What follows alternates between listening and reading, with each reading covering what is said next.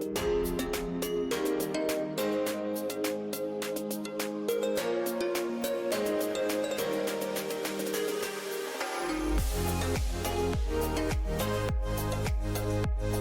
bonsoir à tous et à toutes et bienvenue dans cette nouvelle Pitch Night spéciale événementielle. Donc pour cette Pitch Night événementielle, effectivement, il y avait beaucoup d'attentes parce qu'avec le Covid, on s'est dit mais comment va se redresser le secteur de l'événementiel vis-à-vis voilà, de justement ces restrictions qui nous ont été imposées. Et donc, on va vous illustrer finalement via deux pitchers ce soir un petit peu finalement l'état de l'art actuel des solutions qui peuvent être proposées. Donc, on aura dans un premier temps Tab France qui sera présenté par Marc Perrier. Donc, Tab France, c'est une société qui accompagne les dirigeants des PME et PMI, donc petites et moyennes entreprises et petites entreprises. Donc, au final, c'est des groupes de dirigeants.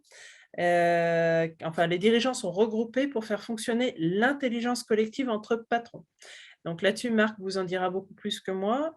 Alors, leur slogan, c'est « Nos diversités sont notre richesse » et leur objectif, c'est la levée de fonds et de partenariat. Par la suite, vous aurez la présentation de HR1 XR1. XR1 Music. Merci Charles. Donc, qui sera présenté par Charles-Henri Moreau-Desgrands. Donc, Music, c'est une application VR cross-platform permettant aux artistes émergents de créer des live shows streaming sous forme d'avatar retranscrits sur des réseaux sociaux et sur site internet. Donc, Music a intégré un ensemble de fonctionnalités dont l'axe principal est le karaoké en réalité virtuelle afin de présenter une communauté d'utilisateurs réguliers. L'application est disponible sur PC et réalité virtuelle, puis sera développée sur mobile. Music existe sous deux formes, une forme B2B, donc pour les professionnels, et se prépare au marché B2C pour s'ouvrir au grand public. Leur slogan, c'est « Don't be like a star, you are ». L'objectif est de permettre à tous les talents du spectacle vivant, quel que soit leur niveau, de rencontrer leur public à n'importe quel endroit du monde. Donc voilà, on a une programmation qui paraît très intéressante pour cette soirée. Et donc, on va commencer par la présentation de Tab France, qui nous est présentée par Marc Perrier. Marc, la parole est à toi. Merci Geneviève pour. Alors, juste techniquement pour partager mon écran, est-ce qu'on voit quelque chose ou est-ce qu'il faut que j'appuie sur un truc? Donc Tab, les boards d'entrepreneurs. Je vais démarrer par un constat. Un constat qui avait été fait à l'époque, donc ce sont des études qui datent de 2016-2018 par la BPI, et si mon écran veut bien dérouler, voilà, qui nous parle d'un marché qui est à l'époque, on était très très loin effectivement du Covid, on était très très loin de tout ça, qui nous parle de la solitude des dirigeants. Des dirigeants d'entreprise, donc entre 3 et on va dire jusqu'à la limite de l'ETI, c'est-à-dire 350 salariés, et qui nous dit que bien 74% des dirigeants ne se sentent pas véritablement entourés, soit qu'ils vivent un sentiment d'isolement effectivement très fort, soit que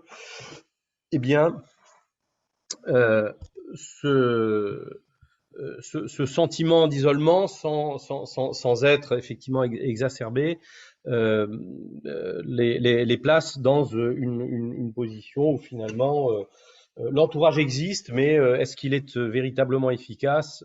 Pas sûr.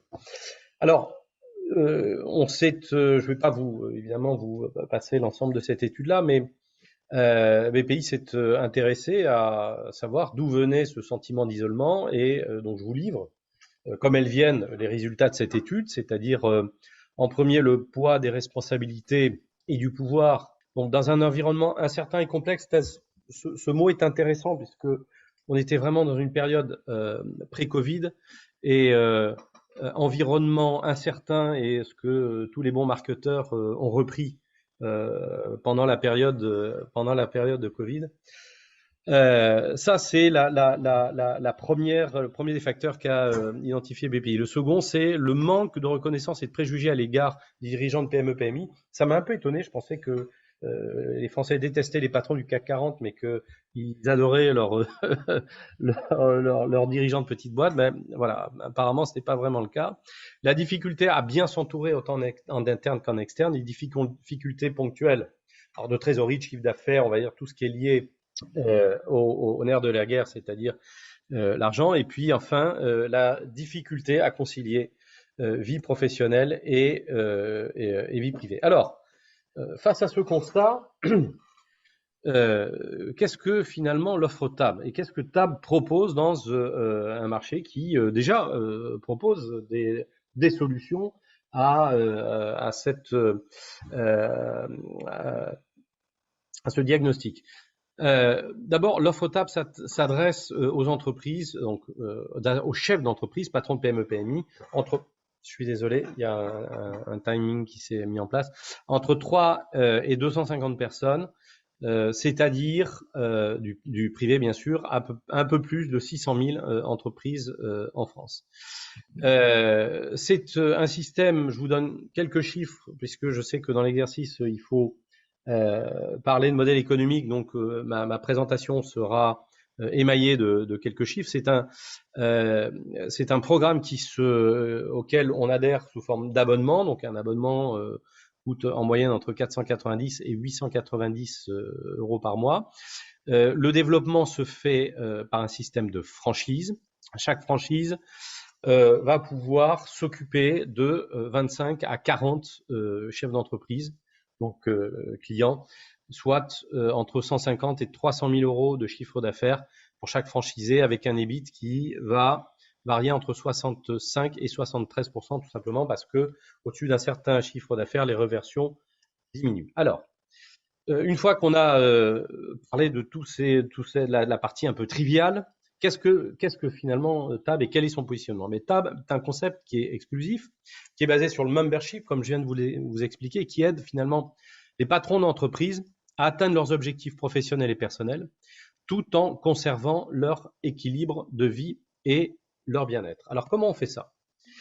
Eh bien, nous avons une offre d'accompagnement qui tourne autour de 4 piliers. Le premier pilier, ce sont des réunions mensuelles entre pairs, c'est-à-dire que nous construisons des groupes de patrons qu'on appelle des boards, tout simplement parce que chacun va représenter une des grandes fonctions de l'entreprise, la RH, la finance, la transition digitale, le commerce, etc., etc. Ils sont entre 6 et 9 patrons par board. Ils se réunissent tous les mois pendant 4 heures. Et qu'est-ce qui se passe pendant ces boards? Eh bien, tout simplement, chacun des patrons qui fait partie de ce board vient avec un sujet qu'il a au préalable travaillé avec son accompagnateur, et il vient soumettre ce sujet à l'intelligence collective de ses pairs, et ce sujet va être traité par des séquences de co-développement. C'est-à-dire que chacun des chefs d'entreprise participant à ce board va ressortir avec son plan d'action qu'il s'engage à mettre en œuvre, bien sûr, pour le board suivant. Le pilier numéro 2 de l'offre, ce sont les accompagnements opérationnels. Entre chaque board, nous, les accompagnateurs, nous voyons en individuel, en séance individuelle, chacun des chefs d'entreprise, et on fait 3 choses. La première, c'est de faire le suivi du plan d'action qui a été engagé lors du board précédent. Deuxième, c'est eh bien d'assurer un pilotage stratégique et opérationnel donc de l'entreprise. Et le troisième, c'est de définir quelle est la question que le patron posera à son board lors de la prochaine session. Le troisième pilier, ce sont des outils. Nous avons développé chez TAB des outils exclusifs. Il y a à peu près 5 mois de diagnostic qui permet de faire finalement un état de la situation perso et pro, à peu près sur 5 mois. Et puis, eh bien, une fois que ce diagnostic est fait, ces outils vont permettre d'inscrire la stratégie de l'entreprise et de bénéficier donc d'outils de suivi opérationnel de ces stratégies. Et enfin, dernier pilier, eh bien, le réseau TAB, c'est un réseau de 25 000 entrepreneurs à travers le monde, donc de pairs, dans 25 pays différents, sur tous les continents, qui sont accessibles et connectables via une plateforme relationnelle où en quelques clics de souris, eh bien, on peut aller trouver un partenaire en Angleterre, en Inde, aux États-Unis, pour son développement ou pour vous répondre sur telle ou telle question particulière. Un de nos membres, témoignage d'un de nos membres, donc un fonds d'investissement luxembourgeois, enfin basé au Luxembourg, qui nous dit TAB apporte de la sérénité dans la prise de décision, dans le sens où la problématique est partagée par 8 autres entrepreneurs. Cela permet d'éviter le syndrome de l'entrepreneur solitaire. Alors, quelques chiffres même qui sont issus d'un survey qui a été fait par TAB International en 2015. Qu'est-ce que ça apporte concrètement, hein? Eh bien, nos membres nous disent que depuis qu'ils ont rejoint TAB, 73% ont augmenté leurs ventes, 73% ont de meilleurs profits, 58% ont amélioré leur équilibre vie-travail et vie pro, et 94% ont une capacité augmentée de mieux gérer les relations et les problèmes de l'entreprise. TAB est un réseau international, comme je vous l'ai expliqué, qui existe depuis une trentaine d'années maintenant, qui a été créé dans les années 1990. Et moi, ma société, donc qui s'appelle Incodev, a signé un contrat avec TAB International pour pouvoir développer donc l'activité de TAB sur le territoire français. Nous avons démarré en 2018, fin 2017 pour être plus exact. Nous avons aujourd'hui 7 franchises.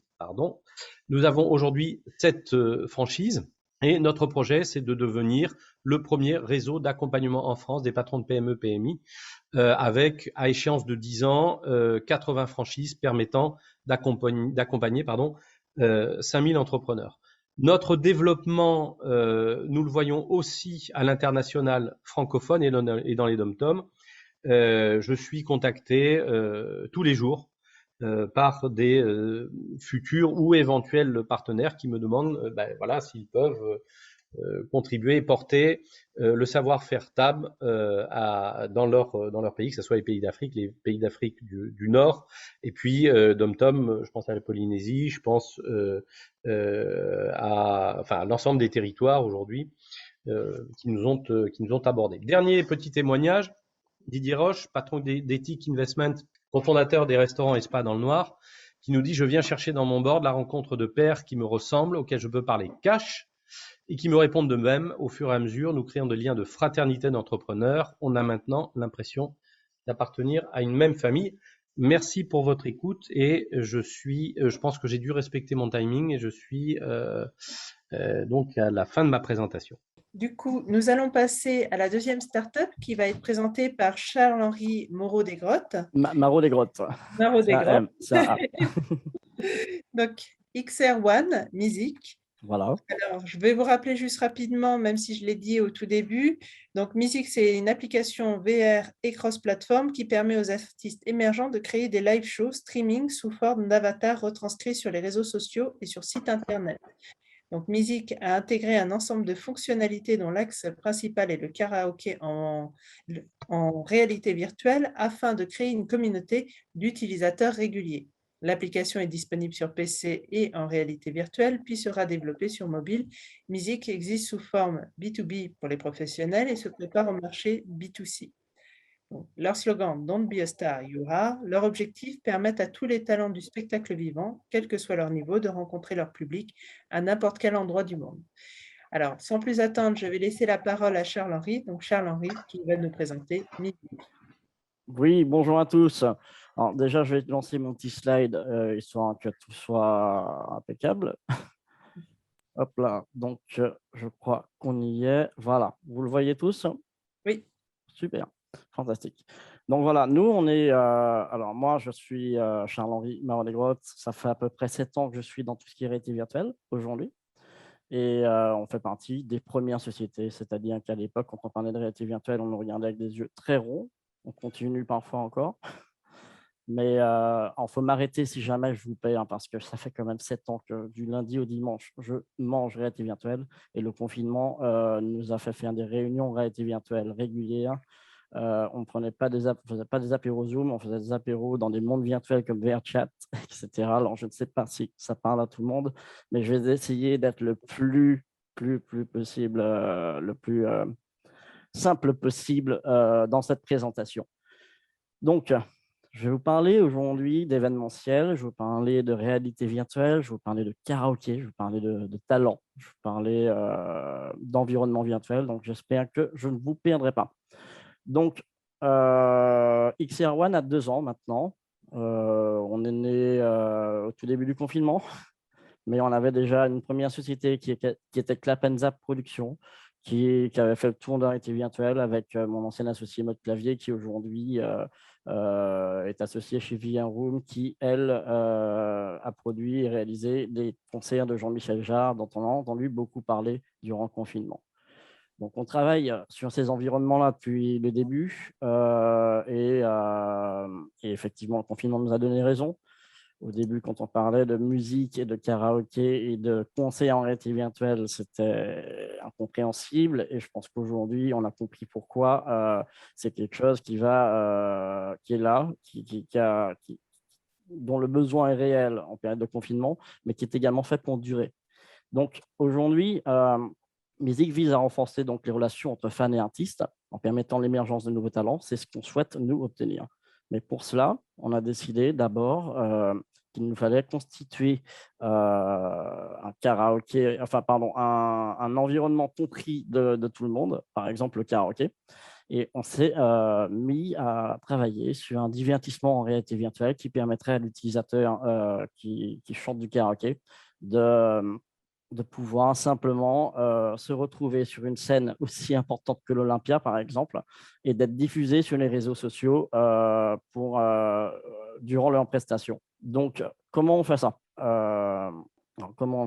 Bon, déjà, je vais essayer de trouver une slide qui va vous permettre de mieux comprendre. Donc, cette slide-là, par exemple, va vous montrer ce qu'on a fait en juillet pendant le Laval Virtual. Le Laval Virtual est un salon qui a presque 20 ans maintenant, qui se déroule à Laval et qui est le leader européen de la réalité virtuelle en termes de salon. Donc, pendant ce salon, on a créé 2 événements. Un premier événement pour le salon lui-même, où on a créé une animation avec 450 professionnels qui ont pu tester notre karaoké. On était de l'animation principale et vous allez pouvoir voir comment on fait de la réalité virtuelle dans un environnement réel et qui ne coupe personne de son public et de l'environnement dans lequel il est. Ensuite, on a également organisé un concours de 3 jours avec une trentaine de candidats et nos partenaires Fnac et France Bleu Mayenne. Et donc, pendant 3 jours, dans 3 bars différents, des chanteurs amateurs ont pu chanter dans les bars et étaient retransmis sous forme d'avatar, donc dans l'environnement virtuel, étaient retransmis sur les réseaux sociaux sous forme clippée et les internautes pouvaient voter en live pour leur candidat favori, avec bien entendu les quarts de finale, demi-finale et les finales. Donc, plutôt que de continuer peut-être à être abstrait, je préfère vous montrer rapidement de quoi il s'agit. Donc ici, vous voyez, donc on est dans un bar. On a eu une trentaine de candidats. Voilà, donc ils mettent un casque de réalité virtuelle qu'on installe considérablement, enfin qu'on installe simplement, pardon. Ensuite, on va choisir pour eux un avatar, le titre et la salle dans laquelle ils vont chanter. Donc voilà, on se retrouve donc sur une scène qui a l'air totalement réelle sous forme d'avatar. Et également, dans la réalité, nous avons finalement un vrai public, comme vous pouvez constater. Là, c'était pendant justement la soirée événement avec 450 professionnels de la réalité virtuelle qui ont participé. Et tout ça a été retransmis en live sur les réseaux sociaux. Donc là, par exemple, on a David Naon, le président de la FXR, qui se retrouve sous forme d'avatar. Là, c'est moi qui testais pour vous prouver également que je peux faire rentrer la réalité à l'intérieur du monde virtuel. Donc, c'est quand même assez impressionnant. Donc, on parle aujourd'hui d'événements qui sont des événements digitaux, hybrides. Alors, vous allez me dire, oui, et l'événementiel dans tout ça? En fait, l'événementiel dans tout ça, c'est très simple.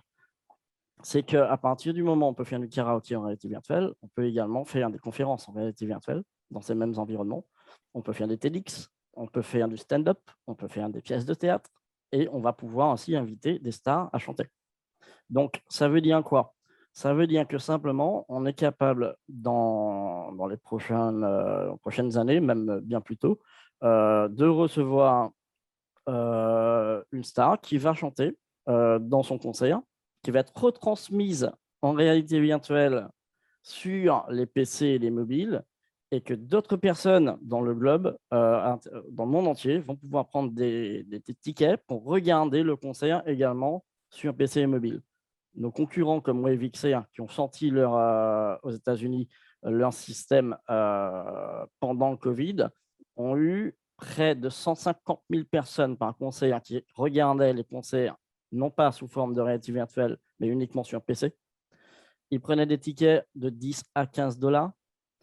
Des jeunes de 13 à 16 ans, dont c'était le premier concert, qui continuent aujourd'hui à racheter des billets et à consommer le concert comme ça, parce que de toute façon, ils ne peuvent pas aller dans des vrais concerts sans papa ou maman ou un majeur. Et puis pour eux, c'est également un moyen de consommer un concert. Donc nous, on se dirige vers ça par le biais du karaoké. Pourquoi? Parce que le karaoké va permettre à un ensemble d'utilisateurs d'utiliser notre plateforme. Ce karaoké peut être, comme je vous l'expliquais, organisé sous forme de concours local, national, voire international, avec une grande marque ou un grand groupe, et de créer une masse user. Donc ça, c'est pour la partie B2B. On peut également, comme vous l'avez pu constater sur la slide précédente, faire de l'event et du team building. Ça fait sens, puisque déjà, ça permet à tout un chacun de prendre la parole en public en chantant et d'être diffusé sur une page très spécifique, puisqu'on peut finalement envoyer la cible target sur n'importe quelle page Facebook ou site internet. Donc, cela fait sens. Alors, on va sortir également prochainement sous forme d'application pour les stores. Les casques de réalité virtuelle aujourd'hui ont des stores, un petit peu comme vous avez un store sur votre téléphone. Et donc, ils recherchent des applications nouvelles qui sortent également du jeu vidéo, parce qu'aujourd'hui, malheureusement pour les vendeurs de casques de réalité virtuelle, ils ont une cible, ils ont en tout cas des utilisateurs, des consommateurs qui viennent du jeu vidéo. Ils ont 90% aujourd'hui d'utilisateurs qu'ils aimeraient intéresser à la réalité virtuelle, parce que la réalité virtuelle, ça peut être la formation, ça peut être la chanson ou, comme je vous disais, les événements hybrides, mais ils n'arrivent pas à les toucher. Donc, ce genre d'application comme Mizikara permettrait en fait d'intéresser les utilisateurs à la réalité virtuelle. Alors, Mizikara, quand nous la sortirons en application, elle sera également disponible sous forme mobile et sous forme PC, pour éviter justement la problématique des casques qui sont encore pas totalement, dont le marché n'est pas encore totalement fini, enfin n'est pas encore formé, pardon. Et donc on sera cross-platform. Donc, on a en étape 2, une fois qu'on aura une mass user qui consommera notre karaoké sous forme d'abonnement, on va passer à des concerts qu'on pourra également mettre en place au sein de notre application. Parce qu'à partir du moment où on a des chanteurs amateurs qui font du karaoké, on peut très bien le remplacer par un chanteur classique ou un nouveau talent. Ça permettrait à quelqu'un qui est au fin fond de l'Aveyron, qui a des difficultés à réserver le numéro en ligne, de pouvoir finalement déjà se lancer, en plus anonymement. S'il se plante, c'est pas grave, il est un avatar, il peut recommencer. Et d'aller chercher finalement un public international. Ça se trouve, il va rencontrer un public asiatique ou africain ou russe. En fait, c'est une sorte d'ubérisation du public. Et donc voilà, donc là on travaille également sur une forme pour notre application multi-user, dans lequel finalement des fans pourront entrer dans la réalité virtuelle ou simplement utiliser leur PC, leur webcam pour faire fonctionner leur avatar. Et pareil chez l'artiste. Donc la roadmap, c'est en 2021 sortir, on y est déjà, pardon, et on l'a déjà fait. C'est donc effectivement tout ce qui est B2B, événementiel. Aujourd'hui, on est déployable. 2022, mise y concert en créant des concerts en réalité virtuelle, mais pas que. Ça peut être du spectacle vivant, comme je vous expliquais, du stand-up, etc. Et enfin, Music on Set, qui n'est pas encore quelque chose que je veux trop vite dévoiler, mais qui est toujours là sur ma slide, qui permettra justement aux nouveaux talents d'immerger, de louer des espaces virtuels, de créer leur propre billetterie, etc., etc.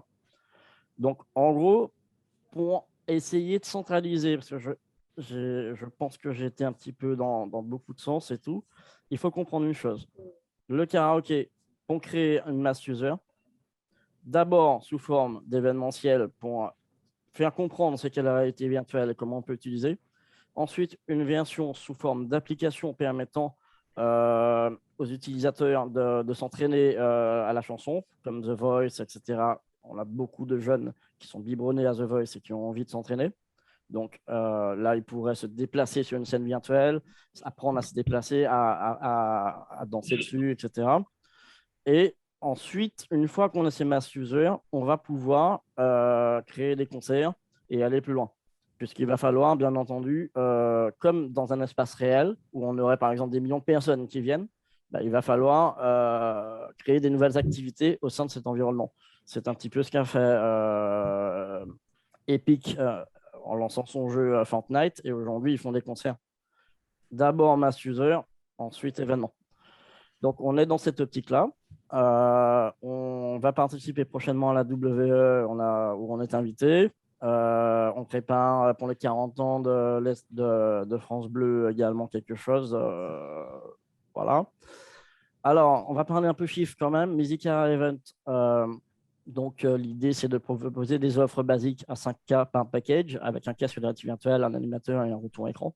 Des formules premium à 25K où on aurait vraiment une scène, un écran géant et puis un animateur et du streaming sur les réseaux sociaux. Et puis Love Diamond qui pourrait aller beaucoup plus loin avec du vrai full body tracking. Alors, ça veut dire quoi? Ça veut dire mettre des petits trackers sur le corps entier pour que tout le corps soit complètement fonctionnel, qu'on puisse faire des chorégraphies, qu'on puisse danser, etc. Donc là, on passe sur des hypothèses enfin, j'ai fait plusieurs hypothèses. Sur une hypothèse de 10 events, 30 events, 50. Bon, 100, c'est pour plus tard. Mais c'était juste pour montrer que c'est quelque chose qui peut être fonctionnel, d'autant qu'on est les seuls à le faire, à proposer ce type d'événement aujourd'hui dans le monde entier. Beaucoup de concurrents, mais qui restent sur du conseil classique. C'est-à-dire qu'en gros, on a la réalité virtuelle, on a quelqu'un qui chante et on a un public. Nous, on veut mettre le public sur scène. Logique, réalité virtuelle, ça le permet, autant les déplacer. Je pense qu'aujourd'hui, le public en a un petit peu marre de rester dans sa fosse. Et l'idée, c'est le déplacer. Donc, ensuite, le Musicara Application. Donc, j'ai fait plusieurs hypothèses également. Donc, avec un prix d'achat fixe de 25 € par user. On achèterait l'application sur casque de réalité virtuelle ou sur PC. Ensuite, une fois que l'application a bien fonctionné et que nous avons fait des grosses mises à jour qui sont là et qu'on aura négocié avec les labels, on est en train de négocier déjà, on aura une offre catalogue et là, à ce moment-là, on pourra proposer une offre abonnement à 6 € par mois, un peu moins que Netflix en fait, pour pouvoir rester cool par rapport à la concurrence VOD, etc. Parce que finalement, on sait que les jeux sont quand même en concurrence directe dans le salon. Donc, il faut rester cool sur les prix. Ou alors une offre d'achat par titre qui est, d'après mes hypothèses, bien plus importante, intéressante, ou des offres d'achat de compilation de 10 titres à 10 €, etc. Donc, le modèle fonctionne, on l'a vérifié. Ensuite, Musique Concert, c'est un peu la même chose. On prendrait 5% sur les billetteries virtuelles d'une star. Donc là, par exemple, si on prend par exemple, grand exemple, l'artiste Jul, il va faire l'hippodrome en 2022, c'est 65 000 places. Lui, on peut lui rajouter 150 000 places peut-être sous forme virtuelle. Et si on prend 5% sur cette billetterie, c'est très intéressant pour tout le monde. Donc voilà un petit peu où on en est. Donc on a une team qui est composée de moi, d'Isabelle Lepeter qui est mon associé, Maxime Briand, notre lead développeur, et nous ont rejoint également sur des missions très concrètes un biz dev qui n'est pas sur un slide, et puis tout un service marketing qui ont de très bonnes expériences et qui nous aident aujourd'hui à conduire le projet sur une scène beaucoup plus internationale. Donc aujourd'hui, on a nos business plans et tout que je peux fournir le cas échéant. Et puis voilà. Donc aujourd'hui, on a un partenariat avec Ready Player Me qui est aujourd'hui le leader des avatars. Donc on peut connecter directement son avatar à n'importe quelle appli. On est également avec Music Tech France, France Bleu, Singing Studio, BAM Karaoke, la FNAC, France Immersive Learning, etc. On a créé Euromersive qui nous aide beaucoup au niveau européen. Donc, on a monté une fédération de la réalité virtuelle et on est également chez XCF for Europe et mon associé, on est la trésorière. Donc, on a eu la chance d'être aidé aussi par California Music Tech. La Val Virtuelle, bien entendu, nous aide et on a Via Room également en partenariat, sur lesquels on est en train d'essayer de faire pas mal de choses. Donc, Via Room qui ont créé les concerts de Jean-Michel Jarre, entre autres, en réalité virtuelle, mais également les événements comme le Southwest Festival en réalité virtuelle, la Biennale de Venise avec Michel Riac en réalité virtuelle. Ce sont nos partenaires. Voilà. Donc, moi, j'ai pu constater qu'il me manquait la dernière slide et quand j'ai entendu monsieur tout à l'heure, j'ai vite fait ma dernière slide. Donc, il y a tout. Je pense que j'ai terminé et je vais pouvoir être beaucoup plus précis avec les questions-réponses. Voilà. Voilà, donc n'hésitez donc pas à recontacter Charles-Henri qui nous a présenté Music. Alors un grand merci du coup à nos deux pitchers. Donc je rappelle, on a eu au départ TAP France qui a été présenté par Marc Perrier et maintenant Music qui est présenté par Charles-Henri. Et donc voilà, on arrive au terme de cet événement et la semaine prochaine, nous allons nous retrouver le lundi pour la Pitch Night spéciale commerce et marketing.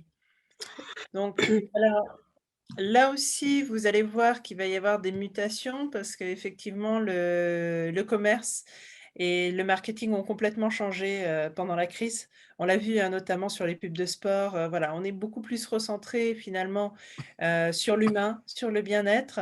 Et par contre, en fait, l'e-commerce est vraiment en train de vivre un boom assez important. Donc, on vous présentera à nouveau une illustration finalement de l'innovation qu'il y a dans cette catégorie. Et voilà, on vous attend nombreux. Alors, tout simplement, je vais vous repartager l'écran pour... donc voilà, tout simplement, vous allez sur le site pitchnight.org et vous voyez, par événement, vous pouvez vous inscrire. Donc, regardez la discipline qui vous intéresse. On a par exemple des personnes qui sont intéressées que par l'automobile et qui ne viendront que à l'autotech, ou on a des gens qui adorent la fashion ou le beauty tech et qui vont passer dans ces événements-là. Donc, regardez bien les événements qui vous intéressent et comme ça, vous aurez de toute façon voilà, accès aux événements et aux dates de programmation de ces événements. Et donc, voilà, n'hésitez pas à vous inscrire selon l'événement qui vous intéresse et puis aussi à nous faire des suggestions. On a fait des regroupements par rapport à la saison dernière. Donc, de façon à pouvoir toujours couvrir de nouvelles disciplines. En tout cas, un grand merci à nos deux pitchers de ce soir. Et puis, on se dit à lundi prochain pour la prochaine Pitch Night. Donc, marketing. Et j'invite tout commerce et marketing aussi à nous contacter puisque la réalité virtuelle va changer tout. Effectivement. Merci à vous. Merci Geneviève. Merci beaucoup. Au revoir. Merci. Au revoir. Au revoir. Au revoir. Merci. Merci. Au revoir.